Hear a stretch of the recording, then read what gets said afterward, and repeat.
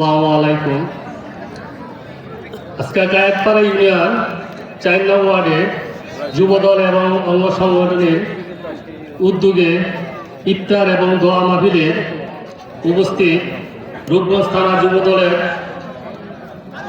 ভারপ্রাপ্ত আহ্বায়ক জনাব প্রিন্স এবং উপস্থিত রূপগঞ্জ থানা যুবদলের সিনিয়র সদস্য সচিব সিনিয়র সাধারণ সম্পাদক জনাব শামীম, উপস্থিত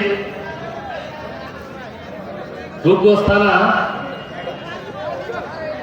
জামাতের সাধারণ সম্পাদক হানিফ, উপস্থিত নবনির্বাচিত তাঁতি দলের আহ্বায়ক মোর্শেদ, উপস্থিত গায়েতপাড়া ইউনিয়নের যুবদলের সম্মানিত সভাপতি কামাল নাসের এবং সাধারণ সম্পাদক মামুন, উপস্থিত আমার ছোট ভাই নারায়ণ জেলা সাবেক সহধর্ম বিষয়ক সম্পাদক আবু বকর সিদ্দিক, উপস্থিত অত্র ওয়ার্ডের সম্মানিত বিএনপির সাধারণ সম্পাদক দিন ইসলাম, উপস্থিত সাংগঠনিক সম্পাদক সাত্তার এবং উপস্থিত যারা আমাদের বিএনপি যুবদল, কৃষক দল, ছাত্র দল এবং অঙ্গ সংগঠনের নেতৃবৃন্দ, আসসালামু আলাইকুম।